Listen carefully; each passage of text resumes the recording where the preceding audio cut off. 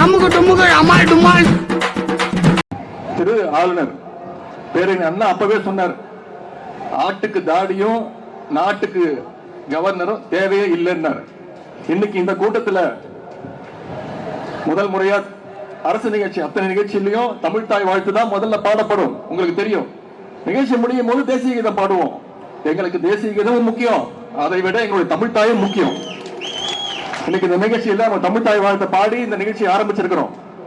நீராறும் கடலுடுத்த நிலமடந்தை கிழியொழுகும் சீராறும் பதனமென திகழ்பரத கண்டமிதில் தக்கணமும் அதிர்ச்சிறந்த திராவிட நல் திருநாடும் தக்க சிறு பிறை நுதலும் தரித்தனரும் திலகமுமே எத்திசையும் புகழ் மணக்க இருந்த பெரும் தமிழனங்கே உன் சீரிழமை திறம் வியந்து செயல் மறந்து வாழ்த்துதுமே வாழ்த்துதுமே வாழ்த்துதுமே.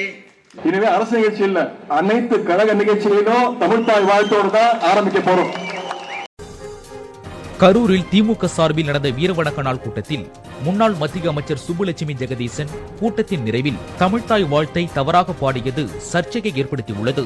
அவர் அந்த பாட்டில் அத்திலக வாசனை போல் அனைத்துலகும் இன்பமுறை என்ற வரிகளையும் தமிழனங்கே என்ற வார்த்தையையும் மறந்துவிட்டு பாடினார். இதுக்கு பிச்சை எடுக்கலாம். ஒரு 4 மாதங்களுக்கு முன்னாடி இந்த ஆளுநர் என்ன பண்ணாரு தெரியுமா? போன வருஷம் என்ன பண்ணாரு? ஆளுநர் உரைன்னு நம்ம எழுதி கொடுக்கறத படிக்க வேண்டியது அவருடைய பொறுப்பு. அவர் ஒன்றும் மக்கள் பிரதிநிதி கிடையாது, அவர் யாராலும் தேர்ந்தெடுக்கப்பட்டவர் கிடையாது, நியமிக்கப்பட்டவர். குடியரசுத் தலைவர் கூட சட்டமன்ற உறுப்பினர்கள், நாடாளுமன்ற உறுப்பினர்கள் வாக்களிச்சு தேர்ந்தெடுக்கிறாங்க. ஆனா ஆளுநர் என்பவர் நியமிக்கப்பட்டவர். அவர் ஜஸ்ட் ஒரு தபால்காரர், அவ்வளவுதான், போஸ்ட்மேன்.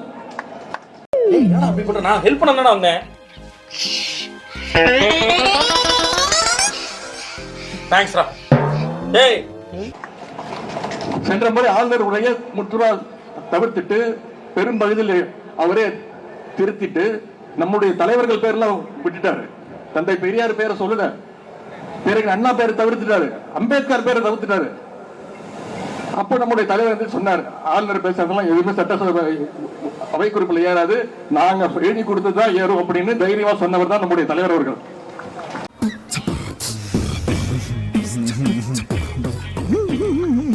நடுவில் என்ன பண்ணாரு? தமிழ்நாட்டோட பேரை மாத்தணும் அப்படின்னாரு. இனிமே என்ன தமிழ்நாடுன்னு கூப்பிடக்கூடாது, தமிழகம் அப்படின்னு கூப்பிடுங்க, அது தமிழ்நாடு அப்படின்னாரு. ஒட்டுமொத்த தமிழ்நாட்டு மக்களும் எதிர்ப்பு தெரிவிச்சதுனால 2 நாள்ல பல்ட்டி அடிச்சு, நான் அந்த அர்த்தத்துல சொல்லல, என்ன மன்னிச்சிருங்க அப்படின்னாரு. எங்க அப்பா உலகத்துல தோசையை திருப்பி போட்டு பாத்திருக்கேன், இப்ப இட்லியவே திருப்பி போடுறானே. இப்போ இன்னைக்கு 3 நாட்கள் முன்பு சட்டசபையில ஆளுநர் உரை படிக்க ஆரம்பிச்சாருன்னா என்ன சொல்றாரு? தேசிய கீதம் தான் பாடணும், தமிழ்தாய் வாழ்த்த பாடக்கூடாது அப்படின்னாரு. ஆனா நம்ம அதெல்லாம் ஒத்துக்கல. எங்களுக்கு தேசிய கீதம் எவ்வளவு முக்கியமோ தமிழ்தாய் வாழ்த்து முக்கியம். ஏன்னா இந்த மாதிரி அயோக்கியத்தனமானங்கள் செய்வாங்கிற நம்பிக்கை எங்களுக்கு உண்டு, அவங்கள பத்தி தெரியும் எங்களுக்கு. அதனால முன்கூட்டியே தடுக்கிற முயற்சியில தான் ஈடுபட்டோம். எனவே இன்னைக்கு தமிழ்தாய் வாழ்த்தோடு ஆரம்பிச்சிருக்கிறோம். வெற்றி உங்களுடைய கைகள்ல இருக்கு. நம்ம கையில இன்னும் 55 இருந்து 60 நாட்கள் தான் நம்முடைய கைகள்ல இருக்கு தேர்தலை சந்திக்க. இன்னொரு 10 நாட்கள், ஒரு வாரம் 10 நாட்களுக்குள்ள தேர்தல் தேதி அறிவிச்சிருவாங்க.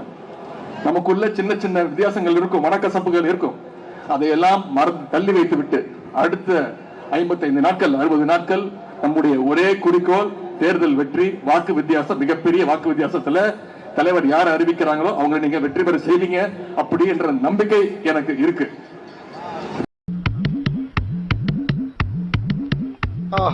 காலங்காத்தால ஒரு ரூசு போயிட்டு வந்து சிக்கிட்டமே, இவனை இவன் ரூட்லயே பேசி அனுப்பிச்சிட வேண்டியதான்.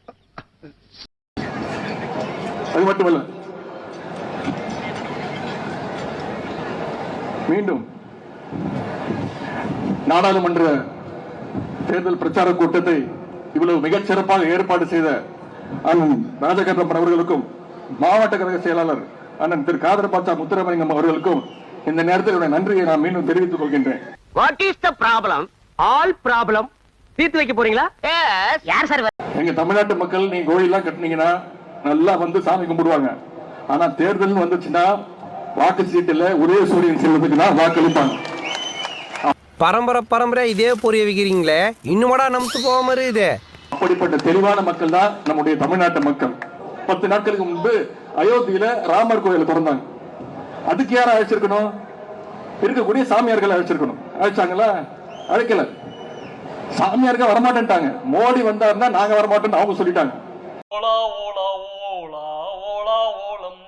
நீங்க கோயில் கட்டுங்க, ஆனா என்ன அங்க இருக்கக்கூடிய மசூதியை கட்டிட்டாங்க, இடிச்சிட்டு அந்த கோயிலை கட்டி இருக்கிறீங்க. அதனால நாங்களா வரமாட்டோம் சொல்லியாச்சு. நீங்க ஒரு தத்தியா இருக்கீங்கன்னு நினைச்சோம், ஆனா இப்படி ஒரு புத்திசாலியா இருப்பீங்கன்னு நினைச்சே பார்க்கல. ரொம்ப நன்றி. எங்க தமிழ்நாட்டு மக்கள் நீங்க கோயிலாம் கட்டினீங்கன்னா நல்லா வந்து சாமி கும்பிடுவாங்க. ஆனா தேர்தல் வந்துச்சுன்னா வாக்கு சீட்டுல ஒரே சூரியன் செல்வத்துக்கு தான் வாக்களிப்பாங்க. அப்படிப்பட்ட தெளிவான மக்கள் தான் நம்முடைய தமிழ்நாட்டு மக்கள். சோறுதான் திங்கிறியா இல்ல பியல் திங்கிற பேப்புண்டமாவனே?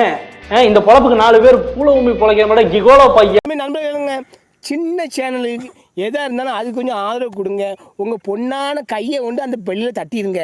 அவங்களுக்கு சப்ஸ்கிரைபர் 5-10 ஏறுனா அவங்க மனசு சந்தோஷப்படும். அவங்க வீடியோவும் பாருங்கள். சில நண்பர்களே என்ன, நான் எவ்வளோ கஷ்டம் வீடியோ போடுறீங்க, நான் காரணம் கிடையாது. நான் என்னுடைய யூடியூப் சேனலில் பாருங்கள். எல்லாத்துக்குமே நான் ஆதரவு கொடுத்து சப்ஸ்கிரைப் பண்ணி தான் வச்சுருக்கேன். ரைட்டு படி.